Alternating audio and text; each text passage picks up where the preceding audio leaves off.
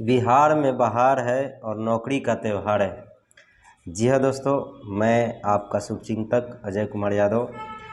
मैं उम्मीद करता हूं कि आप सभी लोग अच्छे से होंगे और आज मैं आपसे जुड़ा हूं, ये बहुत बड़ी खुशखबरी है। मैंने ये जो लाइन बोला हूं, बिहार में बहार है, नौकरी का त्यौहार है, तो आप सभी लोग समझ गए होंगे कि नौकरी से संबंधित ही बात मैं आपसे करने वाला हूं। क्योंकि पिछले हफ्ते, एक दो हफ्ते शिक्षक के बारे में बताया गया था और अभी एक दो दिन पहले बिहार पुलिस की वैकेंसी दी गई है। तो आज मैं आपसे जुड़ा हूँ, इन सारी वैकेंसी से बात करेंगे कि आप वैकेंसी का तैयारी कर रहे हैं, बिहार पुलिस का तैयारी कर रहे हैं, तो आप किस तरह से तैयारी करेंगे और कितनी वैकेंसियाँ सरकार निकाली हैं, इन सारे चीज़ों के बारे में डिटेल से बात करने वाला हूँ।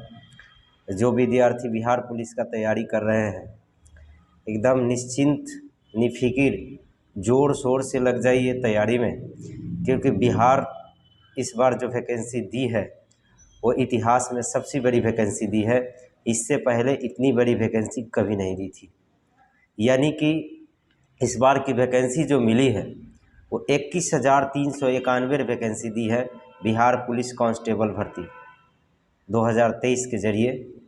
ये वैकेंसी जो है अब तक का सबसे बड़ा वैकेंसी है।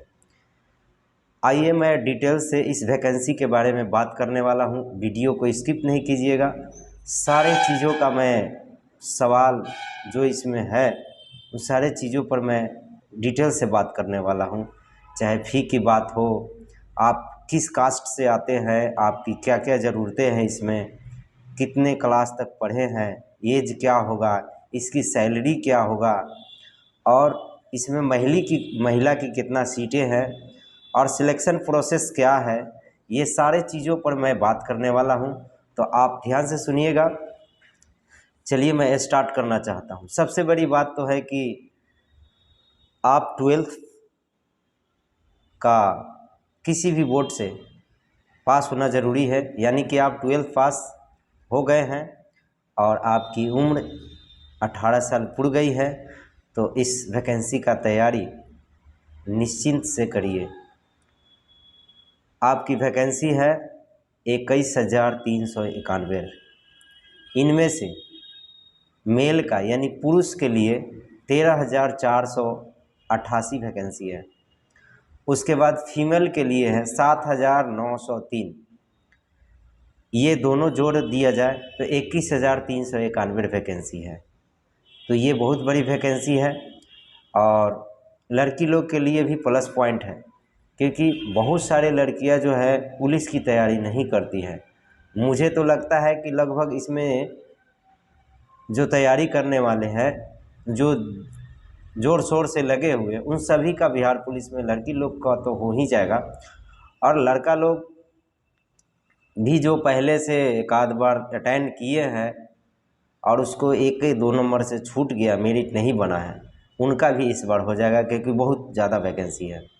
तो आप सभी लोग अच्छे से तैयारी कीजिए, ज़रूर सिलेक्शन होगा।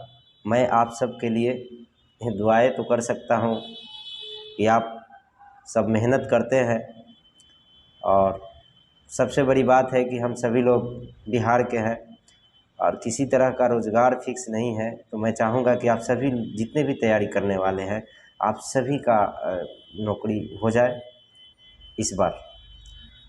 आइए और भी सारे वैकेंसी का बात करने वाला और भी सारी बातें इसमें बात करने वाला हूँ। जैसे फ़ी हो गया, फ़ी जो हो गया है जनरल के लिए है, यानी कि सामान्य के लिए हो गया, बीसी के लिए हो गया, ईबीसी के लिए हो गया, अदर स्टेट वाले। जैसे ये बिहार पुलिस का वैकेंसी जो निकला है, इसमें अदर स्टेट के लोग भी भरते हैं। तो जो व्यक्ति जनरल कास्ट से आते हैं और बीसी में आते हैं और ईबीसी में आते हैं और अदर स्टेट से भरेंगे फॉर्म, उनका जो पैसा लगेगा फॉर्म भरने का वो 450 रुपया होगा। ये 450 रुपया आपको देनी होगी और इसके भरने के एवज़ में साइबर कैफ़े वाला अब आप पर निर्भर करता है आप कहाँ भराते हैं, कितना पैसा लेता है। कोई 50 लेता है, कोई 70-80 भी लेता है, कहीं कहीं 100 भी लेते हैं। तो आप अपना देख लीजिएगा कहाँ भराना है।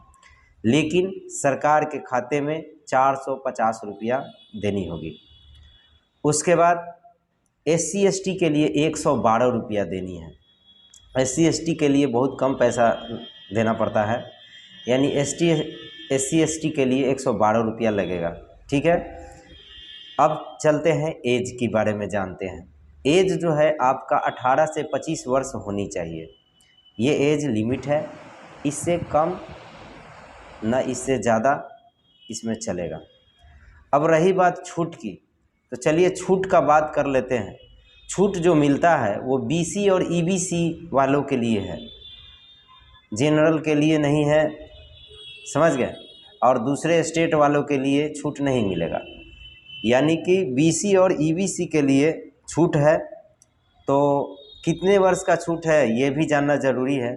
BC और EBC के लिए 2 वर्ष की छूट है, यानी कि यदि आपका उम्र 18 से 27 के बीच में भी है तो आप इस परीक्षा में शामिल हो सकते हैं। इसके बाद SC/ST के लिए है, SC/ST कास्ट से आते हैं तो आप 5 वर्ष का छूट आपको मिलेगा, यानी कि आप 18 से 30 वर्ष के बीच में भी हैं तो आपका इस वैकेंसी में छूट दिया जाएगा, शामिल कर लिया जाएगा। तो आप सभी लोग को तैयारी करनी चाहिए। यदि जो SC/ST वाले हैं उनका 30 वर्ष भी अगर एज होने वाला है तो आप तैयारी कर सकते हैं, इस फॉर्म को भर सकते हैं। चलिए, और भी है। सैलरी के बारे में बात की जाए तो इसकी सैलरी जो है 21,700 रुपया से शुरू है और 69,100 रुपया तक जाएगा। यानी कि महंगाई भत्ता जोड़ दिया जाए तो आपको स्टार्टिंग पीरियड का जो सैलरी हो जाएगा वो 30,000 के आसपास जाएगा। ठीक है, ये इसमें लिखा है इतना 21,000, लेकिन अब महंगाई भत्ता जोड़ दिया जाए तो 21,700 रुपया होगा और 21,000 से ज़्यादा होगा, 30,000 के आसपास हो जाएगा। और 69,000 जो इसमें दिया है इससे भी ज़्यादा हो जाएगा महंगाई भत्ता जोड़कर। ठीक है, चलिए और भी इससे जुड़ी बातें करते हैं। अब जोड़ते हैं, जानते हैं सिलेक्शन प्रोसेस। इसमें सिलेक्शन होने का तरीका क्या है।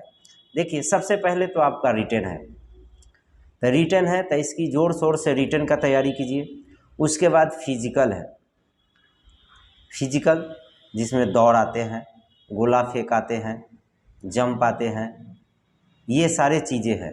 तो आपको रिटन और फिजिकल ये 2 चीज़ जो है एकदम मजबूत होनी चाहिए, स्ट्रांग होनी चाहिए। और निगेटिव नहीं सोचिए, ज़रूर होगा। कोशिश करने वालों की कभी हार नहीं होती, समझ गए ना। कोशिश कीजिए, ज़रूर आपका होगा। उसके बाद है मेडिकल। मेडिकल 9 के बराबर होता है, मतलब कि मेडिकल में कोई फेल नहीं करता है। जो आपका 2 बताए हैं रिटन और फिजिकल, ये दोनों आपका कंप्लीट होनी चाहिए। मेडिकल में किसी तरह का प्रॉब्लम 9 के बराबर है, यानी कि 99% आपका सिलेक्शन हो चुका है यदि आप रिटन और फिजिकल कंप्लीट किए हैं तो, समझ गए। इसके बाद होता है चौथा number document verification. Document verification में तो कुछ है नहीं, जो आपका है वही रहेगा, उसमें कोई किसी तरह का प्रॉब्लम नहीं होनी चाहिए। उससे पहले जो क्या होता है जातीय आवासीय ये सब रहता है बनाना, तो आप बना लीजिएगा सिंपली। यदि फॉर्म भर रहे हैं तो अभी भी आप जाकर बनवा सकते हैं, क्योंकि उस समय दिक्कतें होती हैं। उसके बाद हो गया फिजिकल एलिजिबिलिटी, यानी कि आपकी ज़रूरत उसमें हाइट का, चेस्ट का क्या होता है, इन सारे चीज़ों के बारे में भी जान लेते हैं।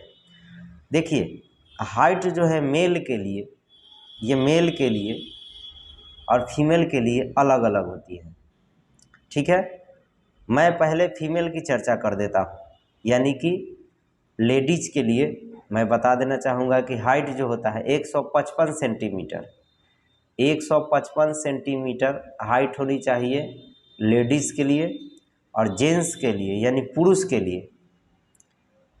के लिए जो हाइट है वो अलग अलग है, कास्ट बेसिस है। जैसे जनरल BC के लिए हाइट जो है 165 सेंटीमीटर है। एक कम से कम 165 होनी चाहिए, उससे ज़्यादा भी है तो कोई दिक्कत नहीं है, ठीक है। उसके बाद ईबीसी SC ST के लिए हाइट जो है 160 सेंटीमीटर है, पुरुष के लिए बात कर रहा हूँ।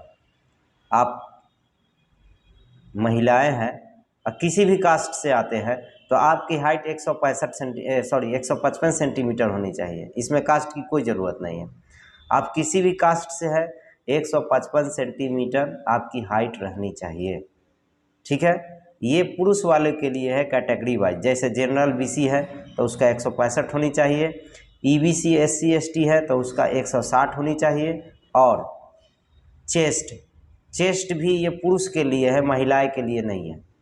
चेस्ट में अगर बात की जाए तो इसमें भी कास्ट वाइज है। जनरल BC EBC के लिए चेस्ट जो है 81 से 86 सेंटीमीटर तक होनी चाहिए, ठीक है। और SC ST के लिए 79 से 84 होनी चाहिए, ठीक है, यानी 89 से 84 सेंटीमीटर तक होनी चाहिए। तो ये था उनसे जुड़ी बातें। मैं उम्मीद करता हूँ कि आप सबको समझ में आया होगा, और मैं चाहूँगा कि यदि नए हैं तो चैनल को सब्सक्राइब करें, और इन सारे चीज़ों का डिटेल्स आप लोग जाने हैं तो अपने दोस्तों को भी अधिक से अधिक शेयर कीजिए, ताकि इस वैकेंसी में वो भी शामिल हो और आप अपने दोस्त होने का फ़र्ज़ भी निभाएं। तो शुक्रिया, धन्यवाद। मैं उम्मीद करता हूं कि आप सब लोग समझ गए होंगे। और भी किसी तरह का समस्या होगा तो कमेंट कीजिएगा, मैं उसका जवाब दूंगा। तब तक के लिए धन्यवाद।